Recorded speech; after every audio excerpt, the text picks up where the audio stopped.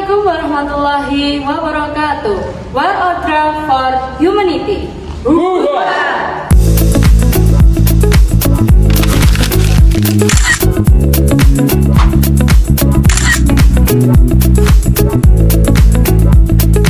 Selamat datang di podcast Sinar, suara inspirasi anti narkoba, tempat di mana kita akan membahas isu-isu aktual dan juga topik yang menarik. Kenalin, saya Kamila yang akan menemani podcast pada kali ini. Hari ini kita telah kedatangan narasumber yang luar biasa dan juga spesial. Bersama kita telah hadir Bu Anindita Rustian, SIKOM, selaku penyuluh narkoba ahli muda BNNK Blitar. Saya ucapkan selamat datang Bu. Bagaimana kabarnya? Alhamdulillah baik. Oke, sahabat Sinar, tahu nggak sih kalian bahwasannya data BNN Blitar menyatakan bahwa remaja merupakan kelompok yang paling rentan terkena dampak narkoba. Nah, oleh karena itu kita mulai dari keluarga sebagai benteng pertama untuk melawan narkoba. Nah, untuk membahas yang lebih dalam nih Bu, mungkin untuk yang pertama kali bisa jenengan jelaskan, seringkali kita mendengar bahwa keluarga disebut sebagai benteng pertama dalam mencegah narkoba. Nah, ini bisa dijelaskan kenapa peran keluarga ini terlihat begitu penting? Oke.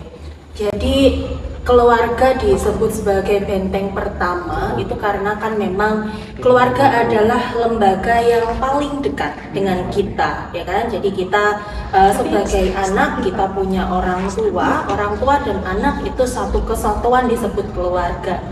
Dan kita dari kecil sebelum kita sekolah kan kita mengetahui, kita belajar makan, kita belajar apapun itu kan dari keluarga terlebih dahulu kan gitu. Jadi itulah sebabnya kenapa keluarga disebut sebagai benteng pertama, dan tentunya keluarga itu adalah lembaga pertama yang menjadi tempat perlindungan kita seharusnya begitu. Jadi karena memang keluarga ini faktor utama, karena memang di kehidupan sehari-hari pun kita sangat dekat dengan keluarga sendiri gitu ya. Nah, oke Bu, itu tadi kalau dari keluarga yang disebut sebagai benteng pertama dalam mencegah narkoba.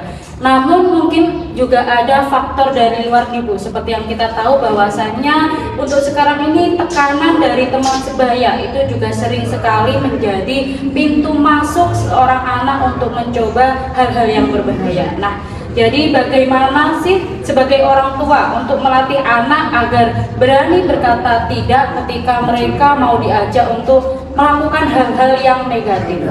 Oke.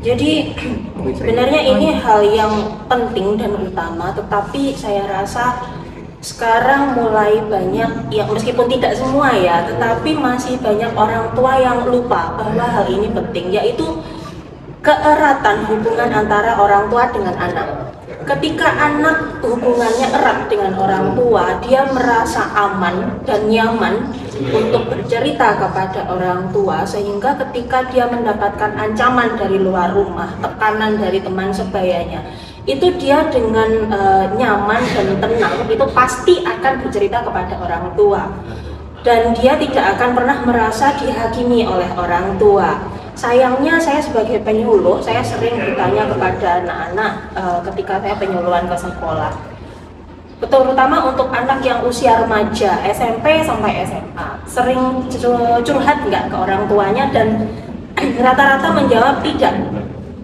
Kalau secara psikologis mungkin karena anak sudah beranjak dewasa ada perasaan sungkan ya, tetapi juga ternyata banyak sekali, hampir 80-90% menjawab kenapa mereka tidak curhat ke orang tua karena merasa tidak didengarkan, kemudian ceritanya diabaikan, kemudian atau dihakimi seperti itu.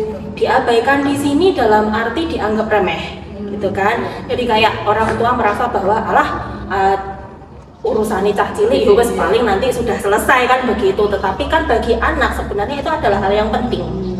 Hal yang penting buat mereka pada saat itu terasa berat.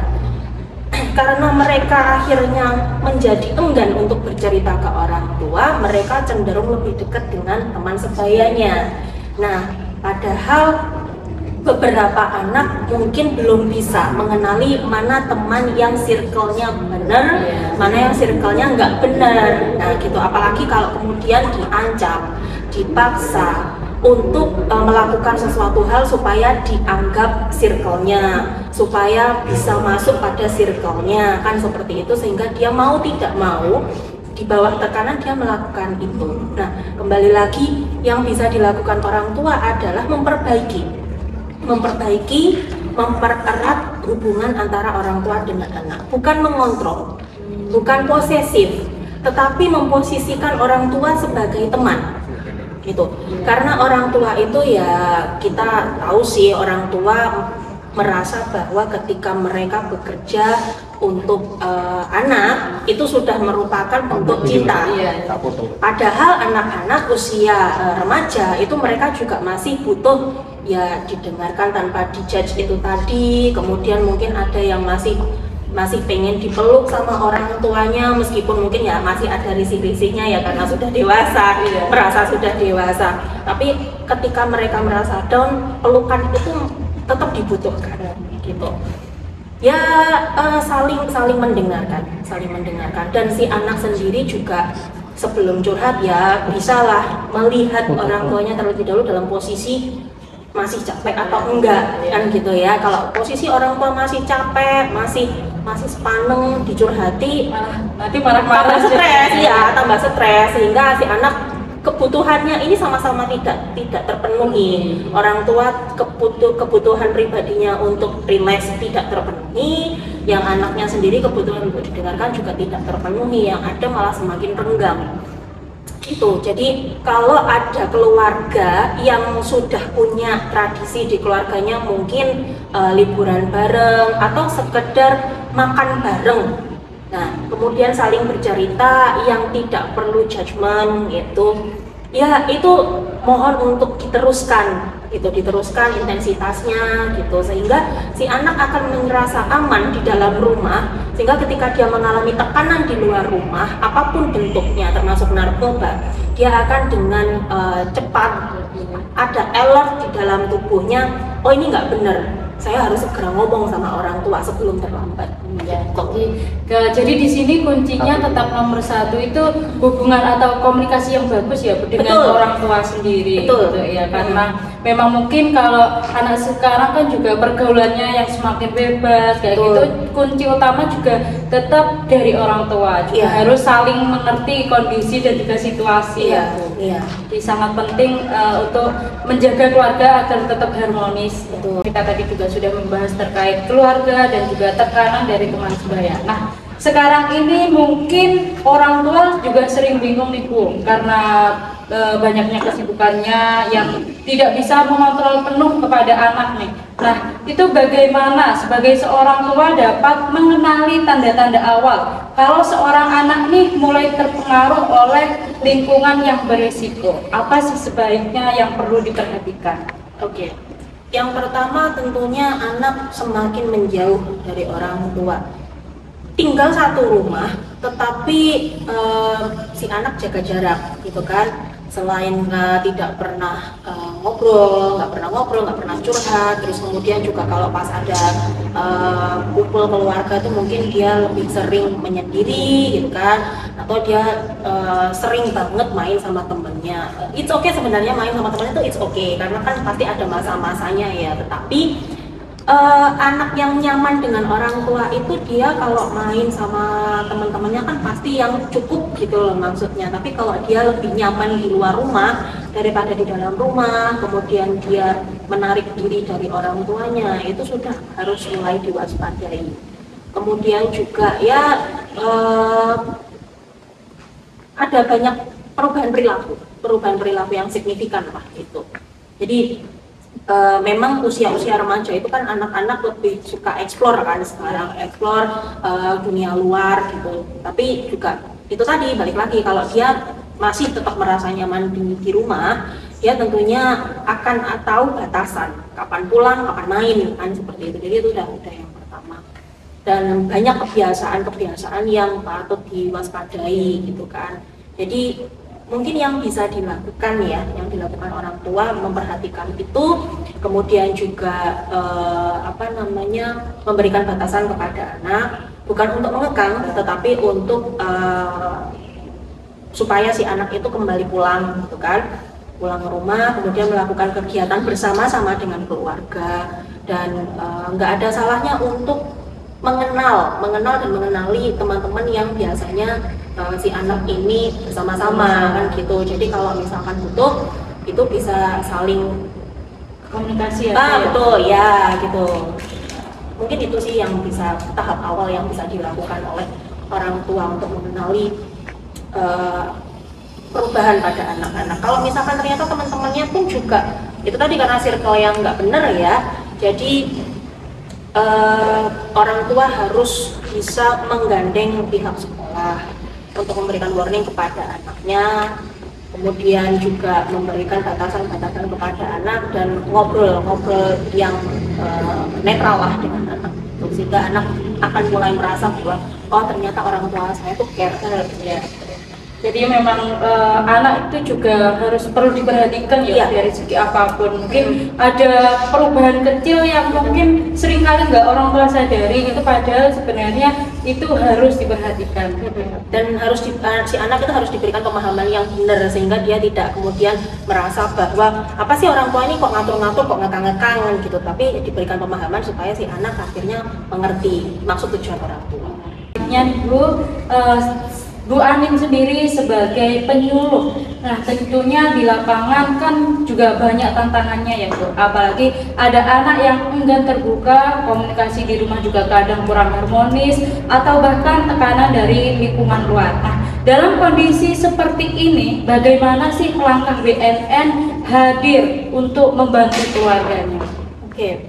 Jadi karena saya sebagai penyuluh narkoba ahli muda, jadi memang tugas utama saya adalah memberikan edukasi, memberikan penyuluhan kepada masyarakat, baik untuk anak-anak sekolah, anak-anak remaja, dan juga pada masyarakat umumnya.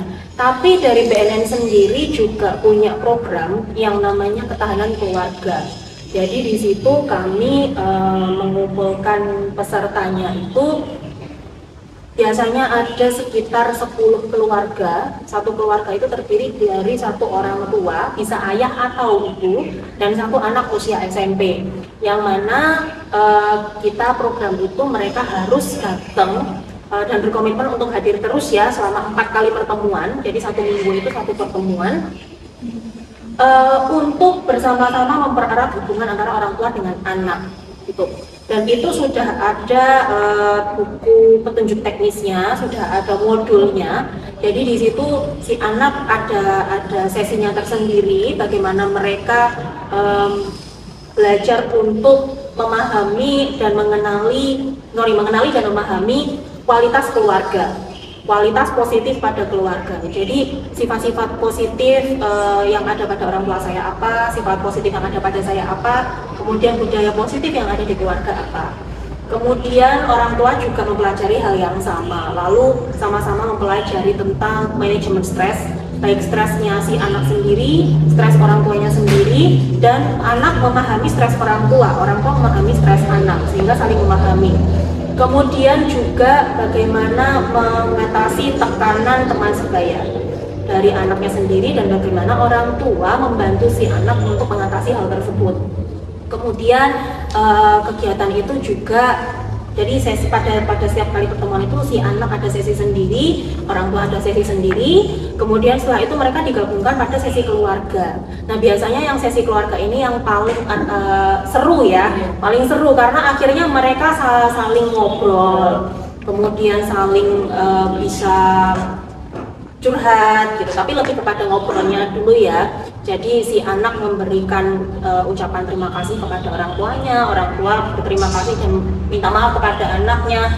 Di situ biasanya udah mulai haru tuh kayak gitu. Jadi kita yang sebagai fasilitatornya juga ada dari luar. Itu kalau yang fasilitatornya itu psikolog. Jadi dia bisa menjelaskan hubungannya gitu. Nah di situ yang kemudian akhirnya membuat si anak akhirnya merasa nyaman kepada orang tua belajar untuk memahami si anak di usia remaja. Sobat Sinar, jangan lupa kita semua punya peran penting untuk mewujudkan Indonesia bersinar. Sampai jumpa di episode selanjutnya. Semoga selalu peka, kritis, dan bawa perubahan positif. Saya Kamila. Assalamualaikum warahmatullahi wabarakatuh.